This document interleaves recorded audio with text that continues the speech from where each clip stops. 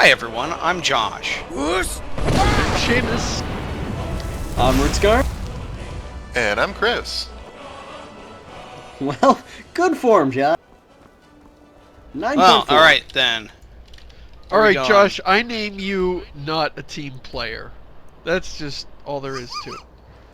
So, now obviously once we discovered that this was possible, we did nothing but this after last week's episodes, and we discovered that Lydia survives the journey. So, Oh, hi Lydia, how's it going? You good? She survives and continues to follow us. Meaning she is invulnerable and stupid. So, basically like everyone else in Skyrim. Yes, like every NPC. My dude. Carter, my dude. No, Carter only appears on certain special occasions. Why are we looking for... What are we doing here? Yeah, what's our goal this week? So, we decided we'd go show off the incredible Bards College quest line this week because I love being a bard. I love being a bard. He's not here because of a miscommunication. So are we looking for John Carter of Morthal? I was looking for the dude with the cart to take me to the... Fuck. Well, firstly, Josh, the cart's not going to be there. The cart's not going to be there, so just fast travel. Fast travel, dude. I can't fast travel to Solitude. Then fast travel to somewhere where there is a cart. Yeah, fast travel to a cart. I'll stop by Dead Man's Respite on my way there, and we can show off walking up to Solitude in a really slow manner while I bunny hop. Fast travel to Whiterun, John. It's somewhere around here. Wait, what actually is Dead Man's Respite, and why are we going there? It's the first quest of the Bards College quest line. Spoilers. I see. You want to fill in the map point is this now. It? I don't think this is it, but it might be. Anyway, while we're looking for that, Seamus, I think you had some thoughts on the Bards College. Well, I'm hoping we'll get to play some instruments, maybe entertain an audience, maybe use our skills to craft an epic sonnet or something like that. I'm really eager to become a bard.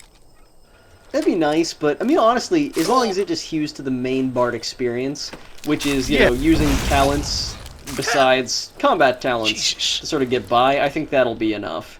Like as long as you're in urban environments with people, you know, you're working with people, you're just convincing people to do stuff, you're performing entertainment, you know, you're cataloging lore, just that sort of thing. Those are the things which are important to being a bard, so clearly that's what they built this sprawling, expansive quest line on, in this, the example of sandbox RPGs. So, I never really understood why a bard quest was in the game. Like, never mind the fact that you guys are being facetious. I never understood why there was a bard quest in the game. Like it is. Well, bards traditionally are support characters. They would sing their little song, either, you know, of legend about a player protagonist and give the player protagonist better stats, or it would be more of a party thing where you sing your song and give all of your companions morale or HP buffs or anything like that. In a single-player game, what are you doing as a bard? Just singing about how awesome you are? Is that what this would be if it was about music? That would be my favorite bard of all time, incidentally, but... You know, well, Isn't there a specialization class in D&D 3 that is a prestige class that is literally just like... Yes. The self-aggrandizing bard. You sing whatever about you're about yourself. to say That would be awesome if you ran into an NPC... Can you please stop the bunny hopping? That would be great if you ran into an NPC in this game and he was always singing about, you know, Sir Awesome the Brave, and if you go up and talk to him, he introduces himself as that, and that would be the joke. I mean, Chris actually has a really good point there. I could counteract him with my example of, like, the bard I played, which was actually a halfling bard assassin, who capitalized on the idea that bards are support characters who nobody really cares about by getting close to a target, then puncturing his drum full of poison gas. But the thing is, any riff you do on bards really needs to draw from a subversion of the understanding of bards, which is they're frou-frou. They're just kind of like they're walking around playing their songs while people are killing trolls and whatnot. You know, bards are just the guys who are hanging out doing stuff that isn't the like super cool. like, they're not the prince from Sleeping Beauty. They're like Flynn Rider from Tangled. Like, that's the bard archetype in this kind of heroic fantasy. And I was really excited to have one quest series that would allow me to do that. And as we're about to find out, it doesn't really work that way. You know, they'll give us a quest marker if we just go fast travel there and immediately... No, I remember where it is now. I got it. Don't worry. If there were horses to steal in Morthal, we could do this faster. Here's an interesting thing, since we're probably going to be talking about other things when we get there. When we get to Solitude, we're going to see a guy getting his head chopped off. And it's actually, there's a pair of sort of scripted events. Solitude is basically the heart of the Empire forces, and Windhelm is the heart of the Stormcloak. And when you go to the Stormcloak city, you'll see a couple of racist Nords harassing a Dunmer woman.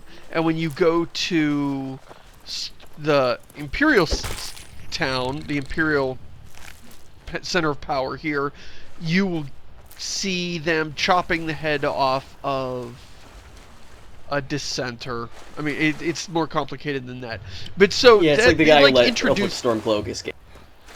Right, and so it introduces you to each faction by showing them at their worst. Yeah, and those are each the respective towns where you join that faction. So it's like, as soon as you arrive to, get your badge and gun, they're trying to dissuade you from joining. Like, oh, so you want to join the Legion, huh? Even after they throttled this puppy. And in both cases, it does make them look really bad. I think the Imperial one makes it look worse, because the Stormcloak one is just a couple of peasants, and you can think, okay, those are just commoners being racist. That doesn't necessarily reflect all the forces. Where more spiders. The other side is definitely the people that are running the government just being completely unreasonable.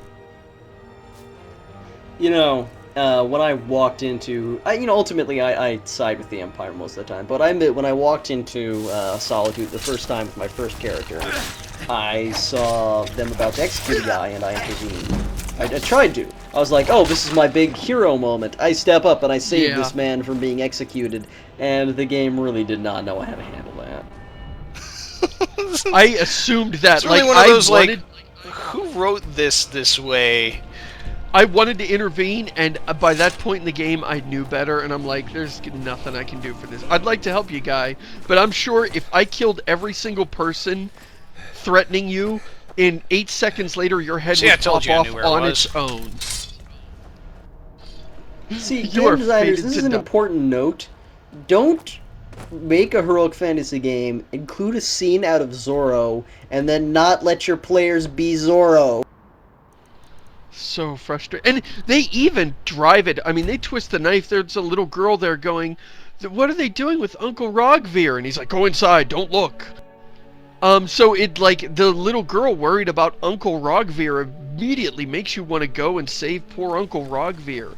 And he really did. He just, Ulfric Stormcloak, a Jarl, walked up, this dude let him in, and then this dude, he's in charge of the gate. What's he going to say no to a Jarl? He didn't do anything wrong, but he was obviously just a scapegoat.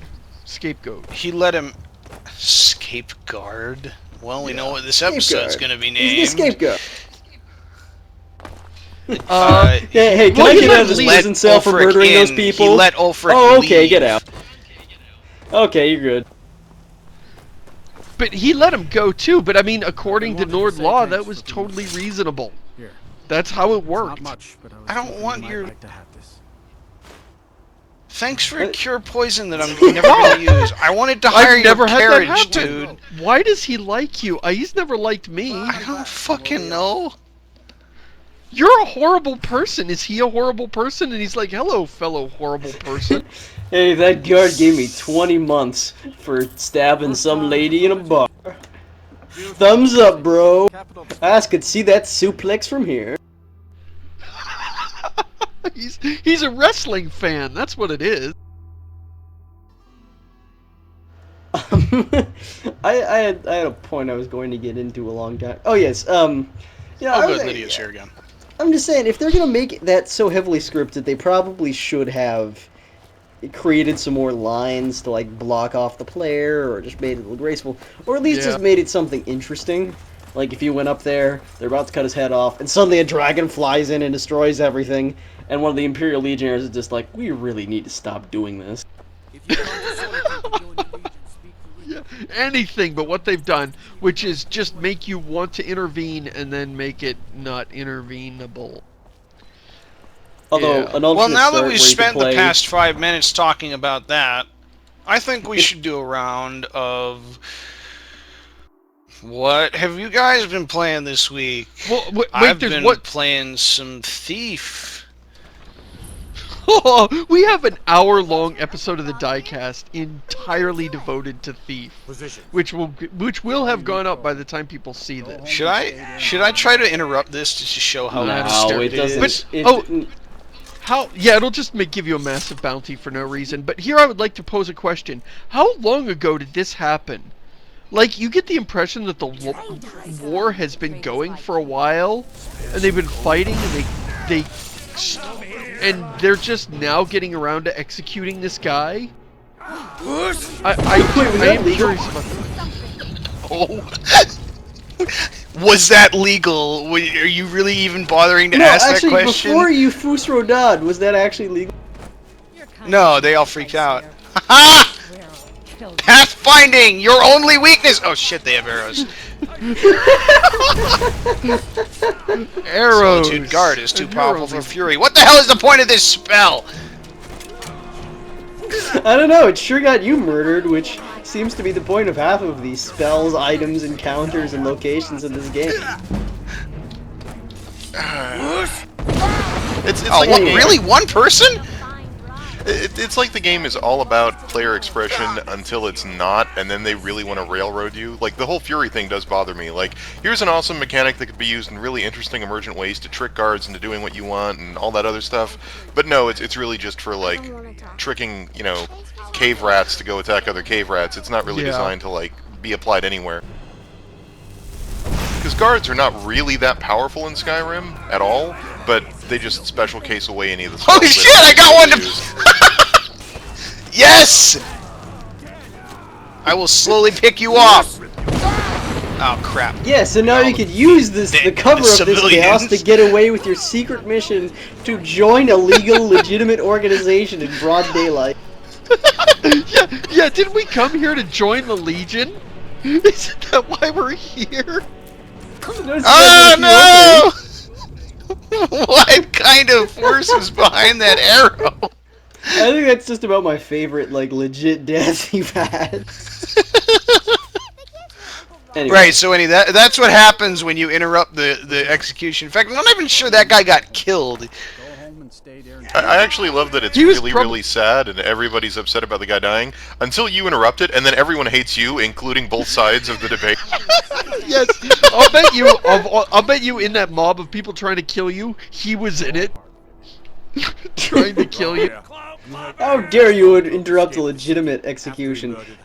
You know, there's that alternate start mod that gives you like different ways to begin the game. Yes. I want them to add an option where it's just I am Rogvir. And just like you get out, you pick your character and it's Rogvir. They move you over to the chopping block. They chop your head off. Then it just sends you back to the main menu. You're the guy who runs away in the very beginning of the game every single time. Oh. You're the dragon. Lokir! You're Lokir of Rorikstead! I seriously want to play as Lokir of Rorikstead and get the like guy that you can go to his hometown and nobody knows who he is. That guy. Yeah, his hometown of like 10 people and nobody's heard of him. Must loot. You okay, buddy? Busy. I can see that. Yeah, just reach into his skull there and rummage around. Hey, they let him keep his heretical amulet. Amulet of Talos, which, since his head came off, I think the amulet would no longer be with the rest of him. Wait, what? Did one of the... You're the bard that plays in the the tavern over there. I walk by you in front of an execution. Feel free to make requests. Okay. I think Right. the age of oppression What were we would doing be a here? bad choice.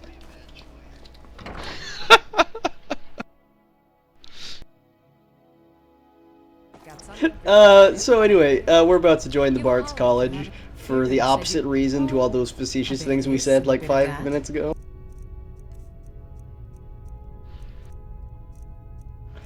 Just as soon as Josh gets his shopping trip done. Yep, we gotta do this. Did we really say it would only take an episode and a half to do a Bards College mission? Yeah, I never forgot to said mention that. it would take us 8 episodes to actually get Josh there to talk to the quest giver. I left out that detail.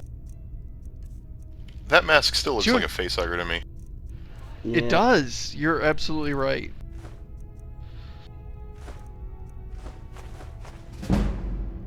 Come back to bits and Wait, pieces okay. anytime. We're done. There we go. So, Josh, we're joining the Bards College, right? Well, that was the plan. Okay.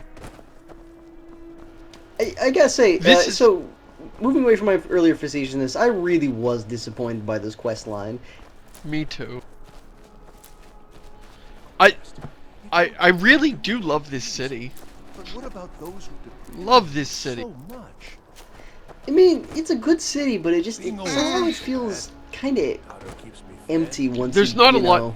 There's not a lot to do here. Not a lot of interesting detail. It's architecturally, I think, the best city in Skyrim.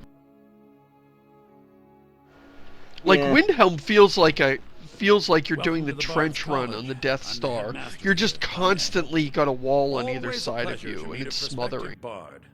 You should be aware that many apply, but we Stephen accept Russell very again, few folks. people. It's nice to know that even though he's not in the new Thief game, he's doing 10,000 other voices. In this case, All I of them in do Skyrim. have a task It's really with the weird inspiring hearing his voice coming out of a Bosmer. Elisif has forbidden Yeah. the I can burning tell of from this King distance Olaf, because he a decided to festival talk put to me on from by the other side of the Bard's College. room.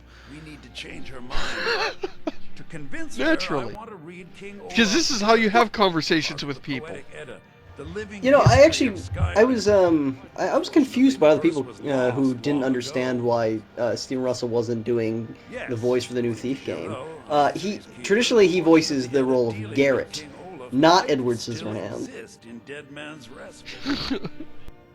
The new guy in the new Thief game, I already said this on the diecast. I like the new voice of the new Garrett. He's not Stephen Russell. Okay, it's not my first choice for the role, but he does a great job. I will say that. Chris So, Chris had a good analogy to explain it. Do you want me to repeat it? Is that an invitation to Yes. repeat Yep, the same thing on yes, the same time? repeat it. Okay. I wanted you to say something during today's episode, so.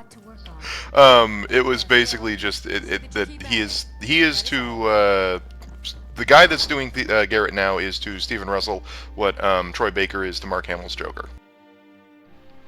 yeah, Which I think that's that's apt. about right.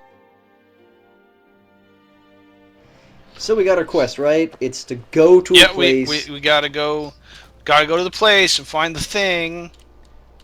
Dead man's It's just respite. like, it's like we're back to Daggerfall, like with the level of fucking procedural generation in here. It doesn't matter what guild we're actually part of. We just go to a place, kill a dude, grab a vaguely thematic item, and come back. It's so disappointing. Well, at least If you it was could be a actually... prostitute. Go ahead, James. Go ahead. Oh, No, that's- no, you go. I'm talking too much. I was just gonna say, I mean, if it was genuinely, procedurally generated, you could keep coming up with new ones. These are like this weird halvesy thing where they're all generic enough to feel procedurally generated, but they were handwritten. Hey, and aren't you that there's no glad script or that- anything. There's no. That I found the thing before we went there, so that so we Yeah. didn't move all that to this episode. We're still in the first episode. Anyway, yeah, if you could be a prostitute My in this God. game, your quest would consist of go to a dungeon and get this thong and these tassel pasties. Like that would be You being must a prostitute. find the condom of Jarl Windcaller. See, I respect. Oh yeah, Morrowind this in ain't this gonna respect. be trapped. Like Morrowind, you could join the temple, and you could be like a low-level Thank acolyte. And you know what you did as a low-level acolyte? You went to What? organizations Really? and solicited That- donations. Draugr resisted fury. These spells are so shitty. Oh yeah, you wouldn't want to make that Draugr angry, John. You cast Fury on him, he's like, no man, I'm good. I'm good.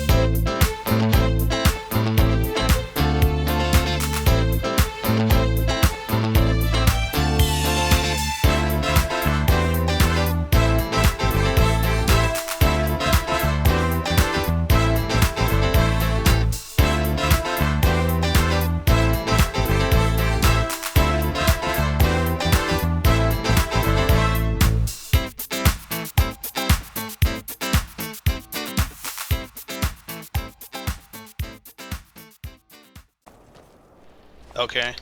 Okay, that means you start, buddy. Ah, shit, Lydia, get back down here. I gotta knock you off the. Come here. Come here. No, no, Well, the not AI's that pretty good in way. this game. No, stop it.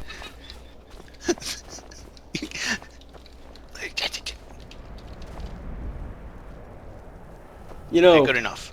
I don't want to burst your bubble, Josh, but you can tell NPCs to go places. Yeah, but I don't want to like have her set to wait somewhere and then like Oh, that's a it's good point. on the side of a cliff and she's constantly trying to get back up there after we kick her off and we Just never like, see bye, her Lydia. again. I found a new friend.